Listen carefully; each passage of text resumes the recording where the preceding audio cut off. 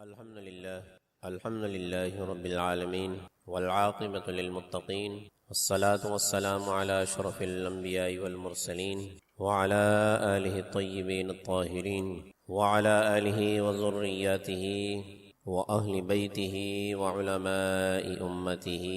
وأولياء ملته أجمعين وعلى من اتبعهم بإحسان إلى يوم الدين. أما بعد فأعوذ بالله من الشيطان الرجيم. بسم الله الرحمن الرحيم. يا أيها الذين آمنوا اتقوا الله وكونوا مع الصادقين. صدق الله مولانا العظيم. قال الله تعالى في شان حبيبه الكريم: إن الله وملائكته يصلون على النبي يا أيها الذين آمنوا صلوا عليه وسلموا تسليما. اللهم صل على سيدنا ومولانا محمد وعلى آل سيدنا ومولانا محمد وأصحاب سيدنا ومولانا محمد وبارك وسلم صلاة وسلاما عليك يا سيدي يا رسول الله وعلى آلك وأصحابك يا حبيب الله. مولاي صل وسلم دائما أبدا على حبيبك خير الخلق كلهم. يا رب بالمصطفى بلغ مقاصدنا وغفر لنا ما مضى يا واسع الكرم. حمد و صلاۃ کے بعد انتہائی واجب الاحترام معزز و مکرم سامعین ذی وقار، اللہ رب العزت کی بارگاہ میں انتہائی انکساری کے ساتھ شکر ادا کرتے ہیں. اللہ تعالی نے ہمیں دوبارہ جمعۃ المبارک کی عظیم اور بابرکت ساعتیں عطا فرمائی. اللہ کریم کی بارگاہ میں دعا ہے کہ ان ساعتوں کے طفیل سے ہماری تمام خطاؤں کو معاف فرمائے، تمام اعمال صالحہ کو ایمان کی سلامتی کے ساتھ قبول فرمائے. نبوت کا دروازہ اور رسالت کا دروازہ حضور سید عالم صلی اللہ علیہ وآلہ وسلم کی ذات اقدس پر بند کر دیا گیا ہے. اب قیامت تک کوئی اور نبی یا رسول نہیں آئے گا. اس لیے اللہ تعالی نے اس امت میں ایسے افراد مبعوث فرمائے کہ جو حضور سید عالم صلی اللہ علیہ وآلہ وسلم کے مقصد رسالت اور اللہ کے احکامات کو اور اس مشن کو آگے لے کر چلتے ہیں. اور پھر ہمیں یہ حکم دیا گیا کہ ہم ان لوگوں کے ساتھ جڑیں، ان سے اپنا تعلق مضبوط کریں اور ان کے دامن سے وابستہ ہوں، ان کی تعلیمات کو اپنائیں، ان کے اقوال و افعال کو سمجھ کر اپنی زندگی میں اپنا کر قرآن و سنت کے مطابق ڈھالنے کی کوشش کریں. لیکن ایک بات جو میں بار بار ذکر کرتا ہوں کہ شریعت کے بہت سارے احکامات ایسے ہیں کہ جن میں ہمیں آگاہی صحیح طور پر نہیں ہوتی، تو ہم بجائے ان امور کو مزید سمجھنے کے، قرآن و سنت سے ان تعلیمات کو سمجھ کر اپنی زندگی میں اپنانے کے بجائے ہم سرے سے یا تو اس کا انکار کر دیتے ہیں یا پھر ان افراد کو یا ان اعمال کے کرنے والوں کو یا ان اعمال کی تعلیمات دینے والوں کو برا بھلا کہہ دیتے ہیں. اور اس کی ساری بنیادی وجہ اس کی کیا ہوتی ہے کہ ہمیں اس خاص عمل کے بارے میں صحیح آگاہی نہیں ہوتی کہ قرآن و سنت میں آیا یہ عمل جائز ہے، مستحب ہے، سنت ہے، واجب ہے یا فرض ہے. ترتیب کے اعتبار سے جو اعمال صالحہ ہیں ان میں فرض، واجب، سنت، پھر سنت میں بھی دو درجے، سنت موقدہ اور غیر موقدہ، اور اس کے بعد پھر مستحبات کے درجہ ہے. یہ وہ اعمال ہیں جو اعمال صالحہ ہیں جن کو کرنے کا حکم دیا گیا. اس کے برعکس وہ اعمال باطلہ کہ جن کو نہ کرنے کا، جن سے اجتناب کرنے کا حکم دیا گیا ہے، وہ بھی اس کے مد مقابل ہیں. سب سے پہلے حرام ہے، پھر حرام کے بعد مکروہ تحریمی جو حرام کے بالکل قریب ہے، اور تیسرے نمبر پر مکروہ تنزیہی، چوتھے نمبر پر مکروہ تنزیہی سے بھی ہلکے مکروہات میں اس کا شمار ہوتا ہے، جس کو اساءت، لفظ اساءت سے شمار کیا جاتا ہے، یعنی وہ عمل کرنا برا سمجھا جاتا ہے شریعت کی نظر میں. تو یہ بڑی بنیادی چیز ہے. کوئی بھی اگر عمل ہم کرنے جا رہے ہیں یا چھوڑ رہے ہیں تو ہمیں یہ بنیادی تقاضے شریعت کی اگر معلوم ہونا کہ آئے یہ عمل جو ہم نے کرنا ہے یا جو عمل ہم چھوڑ رہے ہیں یہ ان کیٹیگریز میں کس میں آتا ہے. اگر خدا نہ خواستہ فرائض میں آ رہا ہے تو ظاہر ہے اس کو تو کسی بھی اعتبار سے چھوڑنا جائز نہیں، جیسے نماز ہو گئی، روزہ ہو گیا، حج ہو گیا، زکوٰۃ ہو گئی، یہ فرائض اعمال ہیں۔ ہاں یہ الگ بات ہے کہ کسی خاص فرد کو خاص کنڈیشن میں چھوٹ دی جاتی ہے تو وہ خاص ایک کنڈیشن ہوگی۔ ایسے ہی پھر واجبات کی بات کی جائے، پھر سنتوں کی بات کی جائے، ٹھیک ہے، ایسے ہی پھر چھوڑنے والے اعمال میں درجے ہیں۔ تو چونکہ ہم سمجھ نہیں پاتے، ہم یا تو مکمل طور پر عمل کرنا شروع کر دیتے یا مکمل طور پر چھوڑ دیتے۔ تو یہ بڑی بیسک سی اور بنیادی چیزیں ہیں، اگر ہم ان کو سمجھ لیں تو یقین جانیے ہمارے روز مرہ کے کافی کام بڑے آسان ہو جائیں گے، ہمارے لیے سمجھنا آسان ہو جائے گا کہ آیا یہ عمل شریعت کی کس کیٹیگری میں آ رہا ہے، تو اب مجھ پر شریعت کی طرف سے زور ہے کہ میں کروں یا نہ کروں، تو ہمیں فیصلہ کرنے میں آسانی ہو جاتی ہے۔ تو یہ پوری تمہید میں نے آپ کے سامنے اس لیے ذکر کی ہے کہ ہماری زندگی میں کئی ایسے اعمال ہیں کہ جن کے بارے میں قرآن و سنت سے آگاہی نہ ہونے کی وجہ سے، شعور نہ ہونے کی وجہ سے ہم یا تو ان اعمال کو برا سمجھتے ہیں یا سرے سے چھوڑ دیتے ہیں، یا یہ کہ اگر کرتے تو ہیں لیکن قرآن و سنت پر عمل نہ کرنے کی وجہ سے جو ان اعمال کی خوبصورتی ہے، اس خوبصورتی اور اس حسن اور اس عمل کی اس روحانیت سے ہم محروم ہو جاتے ہیں۔ اب بظاہر وہ ہم اچھا عمل بھی کر رہے ہیں لیکن قرآن و سنت پر عمل نہ کرنے کی وجہ سے اس عمل کی روحانیت سے ہم محروم ہو جاتے ہیں۔ ٹھیک ہے، اس کی مثالیں پھر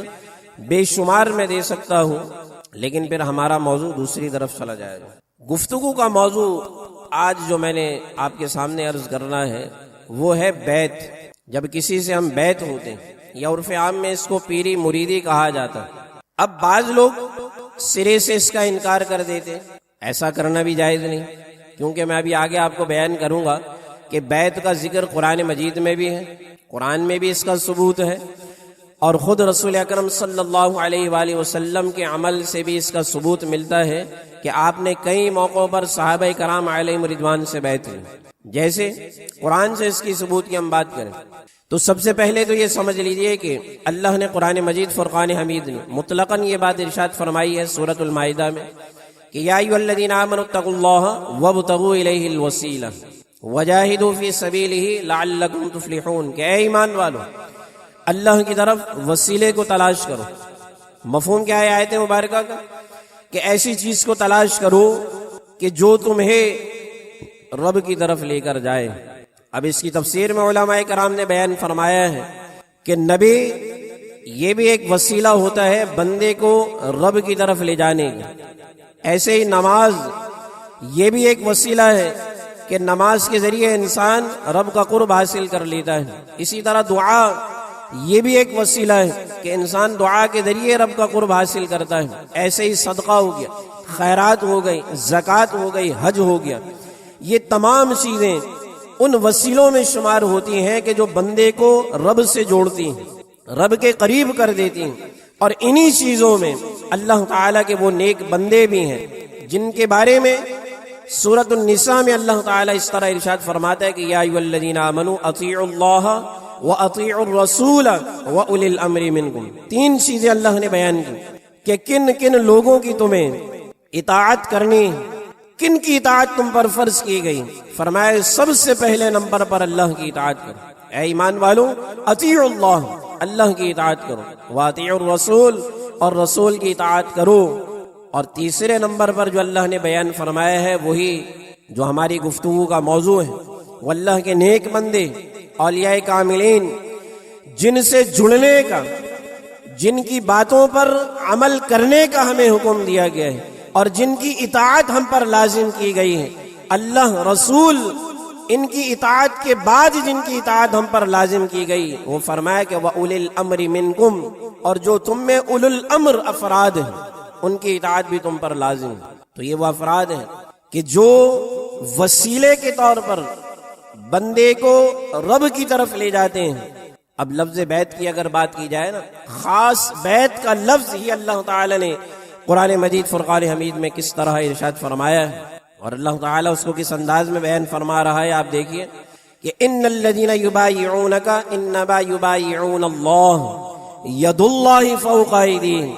آیت مبارکہ کا مفہوم کیا ہے کہ بے شک وہ لوگ جو اے رسول صلی اللہ علیہ وآلہ وسلم آپ کے ہاتھ پر بیعت کرتے ہیں. لفظ بھی اللہ تعالیٰ نے بیعت کا ہی استعمال فرمایا کہ اے رسول معظم صلی اللہ علیہ وآلہ وسلم کے وہ لوگ جو آپ کے ہاتھ پر بیعت کرتے ہیں وہ دراصل آپ کے ہاتھ پر نہیں بلکہ اللہ کے ہاتھ پر بیعت کر رہے ہیں. انما یبایعون اللہ، وہ اللہ سے بیعت کر رہے ہیں. اب بظاہر وہ صحابہ کرام علیہم رضوان انہوں نے اپنا ہاتھ رسول اکرم صلی اللہ علیہ وآلہ وسلم کے ہاتھ میں دیا،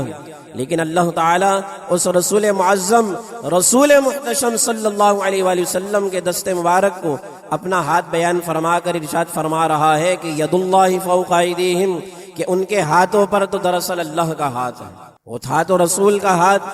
اور اس سے مفسرین کرام نے یہ بات بیان فرمائی ہے کہ اللہ کے ہاتھ سے مراد اللہ کی رحمت ہے، کیونکہ اللہ تعالیٰ تو جسمانیت سے پاک ہے نا. یہ جس طرح انسان کا ہاتھ، پاؤں، کان، ناک ہوتے ہیں، اللہ تعالیٰ ان تمام چیزوں سے منزہ ہے، پاک ہے. اس کی کیسی شان ہے، وہ اس کی عظمت اور اس کی شان کے لائق ہے، ہمارے لیے تصور کرنا منع ہے. تو اللہ تعالیٰ ارشاد فرماتا ہے کہ یہ دراصل آپ سے بیعت نہیں کر رہے بلکہ اللہ سے بیعت کر رہے ہیں. اور پھر آگے اللہ نے ارشاد فرمایا کہ فمن نکث فانما ينكث على نفسه، کہ اس بیعت کو کرنے کے بعد جو بھی اس وعدے کو توڑ دیتا ہے. بیعت اصل میں لفظی اعتبار سے وعدے کو کہا جاتا ہے، عہد کو کہا جاتا ہے، کہ جو انسان کسی سے بیعت جب کرتا ہے تو وہ گویا عہد کر رہا ہوتا ہے، وعدہ کر رہا ہوتا ہے کہ میں نے ان باتوں پر عمل کرنا ہے. تو اللہ ارشاد فرماتا ہے کہ جو بھی اس وعدے کو، اس عہد کو کرنے کے بعد توڑ دیتا ہے تو دراصل وہ اپنے آپ کو ہی خسارے میں ڈال رہا ہے. وَمَنْ أَوْفَى بِمَا عَاهَدَ عَلَيْهُ اللَّهُ فَسَيُؤْتِيهِ أَجْرًا عَظِيمًا. اللہ ارشاد فرماتا ہے، اب توڑنے والوں کی تو مثال دی اللہ نے، اب جوڑنے والوں کی مثال اللہ بیان فرما رہا ہے کہ جو یہ بیعت کرنے کے بعد، یہ عہد کرنے کے بعد ایفائے عہد کرے، مرتے دم تک اپنے اس عہد پر قائم رہے، تو اللہ تعالیٰ فرماتا ہے کہ فَسَيُؤْتِيهِ أَجْرًا عَظِيمًا، کہ عن قریب ہم اس کو اجر عظیم سے نوازیں. یہ اللہ تعالیٰ کا کتنا بڑا انعام. اور اس کے بارے میں بیان ہوتا ہے کہ یہ کون سی بیعت کا ذکر یہاں پر کیا گیا؟ بیعت رضوان. بیعت رضوان جو صحابہ کرام علیہم رضوان سے رسول اکرم صلی اللہ علیہ وآلہ وسلم نے لی. اور یہ حضور سید عالم صلی اللہ علیہ وآلہ وسلم کا معمول مبارک تھا کہ جب بھی صحابہ کرام علیہم رضوان میں سے کوئی مسلمان ہونے آتا تو آپ سب سے پہلی بیعت جو اس سے لیتے کہ اللہ کے ساتھ کسی کو شریک نہیں ٹھہراؤں گا، یہ وعدہ کرو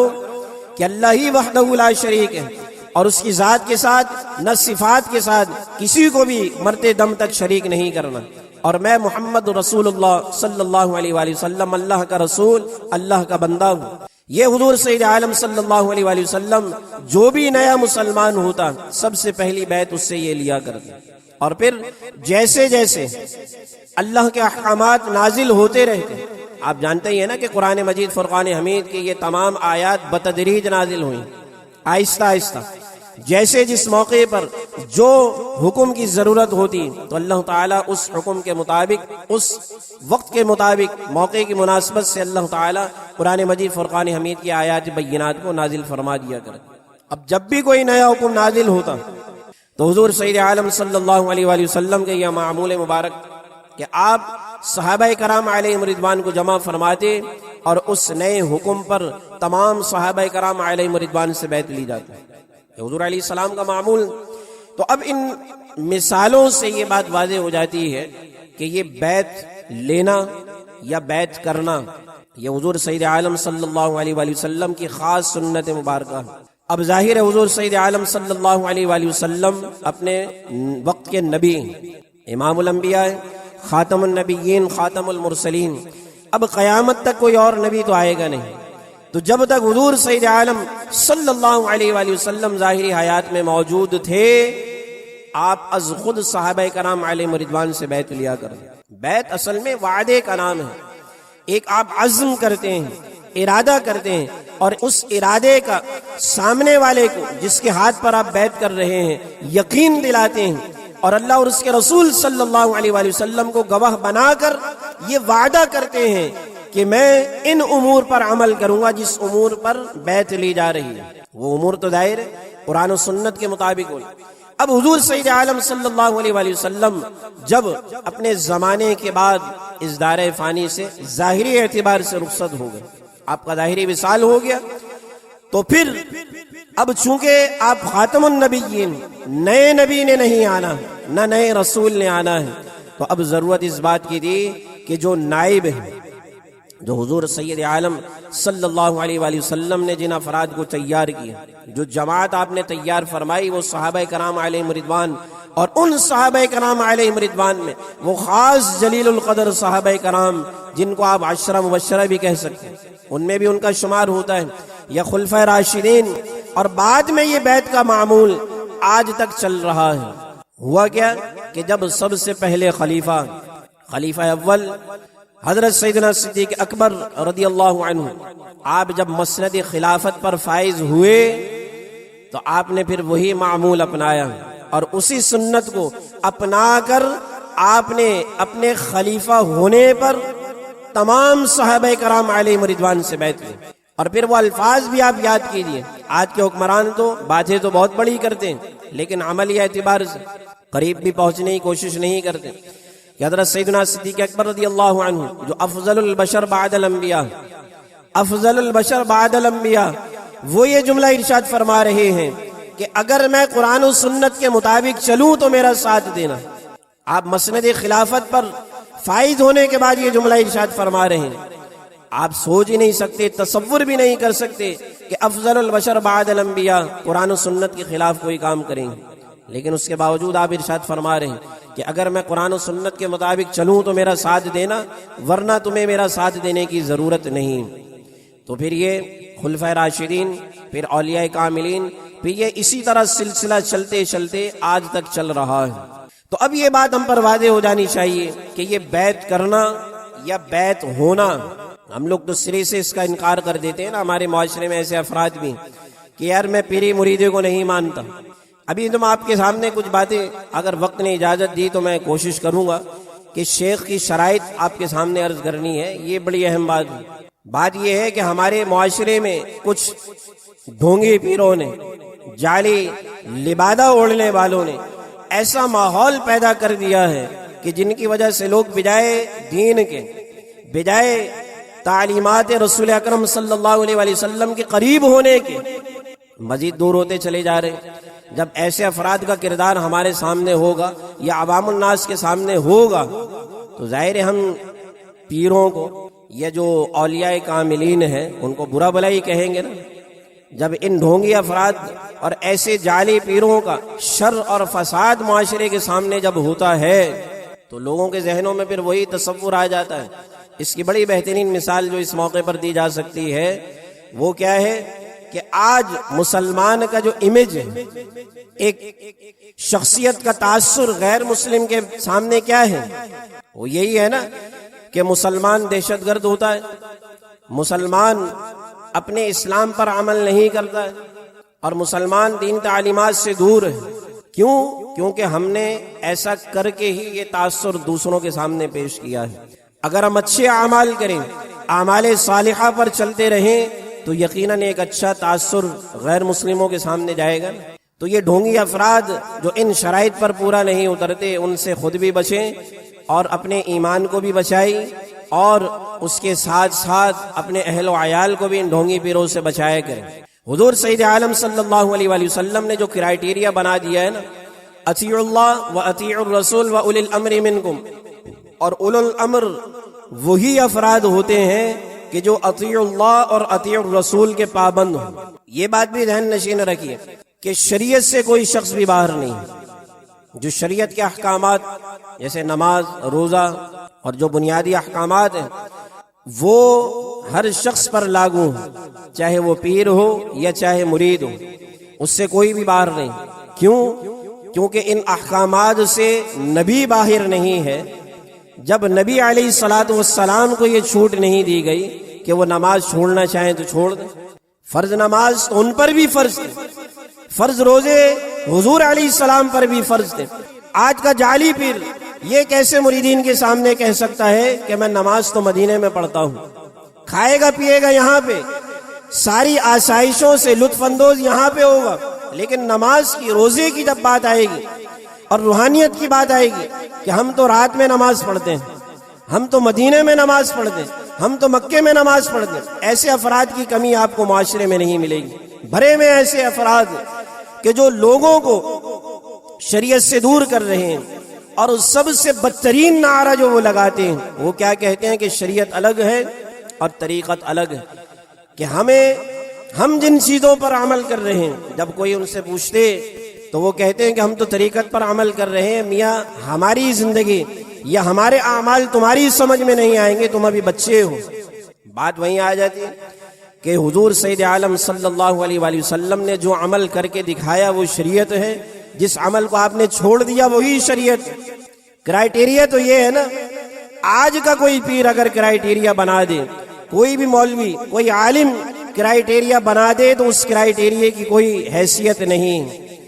بات صرف یہی ہونی چاہیے جو میں اکثر آپ کے سامنے عرض کرتا ہوں، اور یہ دعا بھی کرتا ہوں کہ کاش میرا پیغام، جو میری بات ہے جو میں سمجھانا چاہتا ہوں، آپ کے دماغ تک پہنچ بھی جائے، اور اللہ کی رحمت سے امید ہے کہ انشاءاللہ اللہ تعالیٰ پہنچائے گا بھی، کہ ایسے افراد سے چاہے وہ عالم ہی کیوں نہ ہو، عالم کا لبادہ کیوں نہ اس نے اوڑا ہوا ہو، دراصل تو یہ عالم کہلانے کے لائق نہیں ہوتے ایسے افراد کہ انہوں نے عالموں کا لبادہ اوڑا ہوا ہوتا ہے۔ چونکہ ہماری زندگی میں آج ظاہری چیزوں کی اہمیت ہے، اس لیے ہم دھوکہ کہا جاتا ہے۔ وہ کہتے ہیں نا کہ ہر چمکتی ہوئی چیز سونا نہیں ہوتی، تو آج ہم ہر چمکتی ہوئی چیز دیکھ کر دھوکہ کھا جاتے ہیں۔ تو شیخ کی شرائط یعنی وہ شخص کہ جو بیعت کرنے کے لائق ہو، اس کی شرائط آپ سمجھ لیجئے، اس کی شرائط کیا ہے۔ سب سے پہلے نمبر پر تو اتصال ضروری ہے۔ اتصال کا مطلب یہ ہے کہ وہ جس سے مرید ہوا یعنی اس کے شیخ، پھر وہ شیخ جس سے مرید ہوئے، یہ سلسلہ جب آپ چلائیں تو یہ سلسلہ حضور سید عالم صلی اللہ علیہ وآلہ وسلم کی ذات اقدس تک متصل ہونا چاہیے، منقطع نہ ہو۔ اور اس کے ضمن میں ایک چھوٹی سی بات سمجھ لیجئے، جب ہم کسی سے حدیث، سند حدیث کی جب بات کی جاتی ہے نا، تو سند حدیث میں بھی وہ سند معتبر ہوتی ہے کہ جو متصل ہو، یعنی حضور علیہ السلام سے کسی نے کوئی بات سنی، اس صحابی رسول نے آگے کسی تابعی سے بات بیان کی، اس تابعی نے تبع تابعی سے بیان کی، تو اب یہ جب تک سلسلہ متصل نہ ہو تو اس وقت تک حدیث قابل قبول نہیں ہوتی۔ اور یہاں پر ایک اور جملہ بھی آپ اپنی شعور کی آگاہی کے لیے یہ سنتے چلیے، یہ بڑا زد عام جملہ ہے کہ ہم کیا کہہ دیتے ہیں کہ حدیث ضعیف ہے، حدیث موضوع ہے، یعنی آج جس کو لفظ حدیث کا ہے بھی صحیح لکھنا نہیں آتا نا، تو وہ بھی کہہ دیتا ہے کہ یہ حدیث تو ضعیف ہے، یہ حدیث تو موضوع کہتے ہیں نا، یہ زد عام جملہ بنا ہوا ہے۔ تو اس میں سب سے پہلے تو یہ سمجھ لیجئے کہ حدیث کے الفاظ ضعیف نہیں ہوتے، معاذ اللہ، جس کو متن حدیث کہا جاتا ہے، جو خاص و الفاظ ہوتے ہیں، یہ حدیث ضعیف، موضوع، منقطع، مرسل، جتنی بھی حدیث کی اقسام ہیں، ان سب اقسام کا اطلاق سند پر ہوتا ہے۔ جو راوی ہیں نا، ان راویوں پر ان الفاظ کا اطلاق ہو رہا ہوتا ہے۔ ہم معاذ اللہ یہ جملہ بول ہی نہیں سکتے کہ حضور سید عالم صلی اللہ علیہ وآلہ وسلم کے الفاظ مبارکہ معاذ اللہ ضعیف ہے۔ یہ انسان ایک مومن کیسے تصور کر سکتا ہے؟ تو جب بھی یہ جملہ بولا یا سنا جاتا ہے تو تصور پیچھے یہ ہونا چاہیے کہ جو راوی ہیں ان میں ضعف پایا جاتا ہے، یا جو راوی ہیں وہ منقطع ہیں۔ تو شیخ طریقت کی سب سے پہلی شرط یہ ہے کہ اتصال ضروری ہے،